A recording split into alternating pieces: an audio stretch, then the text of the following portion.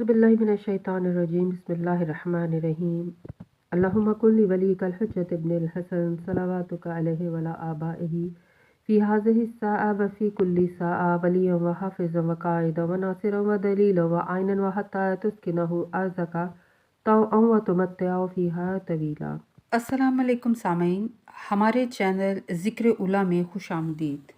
मैं आज आपके सामने इल्लामा लाजपाल हुसैन की तसनीफ़ शराब तहूर से इक़्तिबास पेश कर रही हूँ, जिसका बुनियादी मकसद आपकी खिदमत में ऐसा इल्म पेश करना है जिससे लोगों में ऐसा शऊर बेदार हो कि जिससे शयातीन की चालों, हरबों और गुमराहकुन ख़यालात से बचा जाए। अगर आप इस किताब का मुकम्मल मुताला करना चाहते हैं तो इस किताब की PDF को हमारी वेबसाइट www.idarakhatamulauliya.com से फ्री डाउनलोड कर सकते हैं।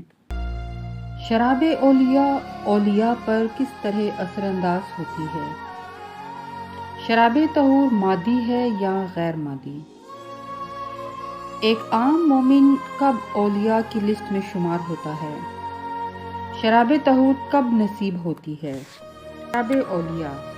अमीर कायनात अलैहिस्सलाम ने इरशाद फरमाया, तहकीक कि अल्लाह के पास उसके औलिया के लिए एक शराब है, जब वो उसे पीते हैं सकर में आते हैं। जब सकर में आते हैं उनमें कैफियत तर्ब पैदा होती है, और जब वो मतरूब होते हैं ताइब यानी मुनज़्ज़ा हो जाते हैं, और जब मुनज़्ज़ा होते हैं तो पिघल जाते हैं यानी फना हो जाते हैं। तलब करते हैं, और जब उसको तलब करते हैं तो पा लेते हैं। जब उसे पा लेते हैं तो उसके करीब हो जाते हैं, और जब उससे करीब होते हैं तो उससे मुत्तसिल होते हैं, और जब मुत्तसिल हो जाते हैं तो उनके और हबीब के दरमियान कोई फ़र्क बाकी नहीं रहता। इस हदीस पाक में चंद अल्फाज इंतहाई अहम हैं जो दर्ज झेल निकाते इरफान हैं, जिनका जिक्र इख्तिसार के साथ हदीस में हुआ है।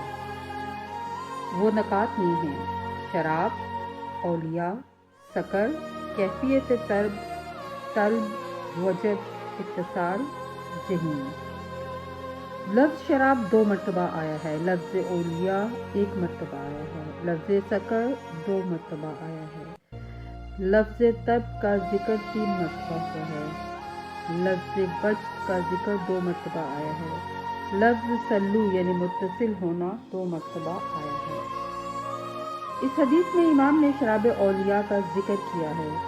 ये शराब औलिया क्या है और इस शराब औलिया की हकीकत बातिनिया का मर्तबा क्या है? फिर ये सवाल पैदा होता है कि ये शराब मादी है या गैर मादी। इंसान दुनिया में कोई भी मशरूब पिए तो उस मशरूब का जायका ज़बान चखती है, और ज़बान एक आले के मुकाम पर काम करती है, जबकि उसके पीछे कुव्वत शामिया होती है जो जायका चख कर दिमाग को इत्तला देती है कि जायका मीठा है या कड़वा।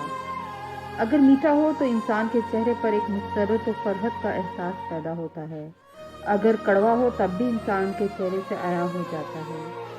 इसी तरह आया इस शराब की हकीकत का ताल्लुक अगर ज़ाहरी हवाले से एक मशरूब लिया जाए तो उसकी अफादियत का दायरा कार इंसानी जिस्म तक महदूद हो जाएगा, और अगर इससे कोई मानवी रूहानी ताबीर को मुराद लिया जाए तो फिर हमें ये तयन करना पड़ेगा कि इंसान मुरक्कब के मानवी और रूहानी अरकान भी इसके ज़ेर असर आएंगे। अब अगर शराब पीकर इंसान बाएतबार ज़ाहरी भटक जाए और अच्छे और बुरे की तमीज़ भूल जाए तो वो खालिक कायनात की निगाह में शरई एतबार से हराम का दर्जा पाती है, क्योंकि हर वो चीज़ कि जो इंसानी जहन को आलम मादी में मस्त कर दे वो हराम है। मगर क्या ऐसी शराब के जो इंसान के बातिन को गफलत से बेदार कर दे, इंसान की नाक़िस इक़दार को नुक़्ता-ए अरूज पर पहुँचा दे, अक़ल को कमाल अता करे, बंदे को हक़ से मिला दे, और ऐसा वसल अता फरमाए कि अब माबूद के दरमियान फासला न रहे, तो इसे मिराज मुस्तफ़ा सल्लल्लाहु अलैहि वसल्लम कहते हैं।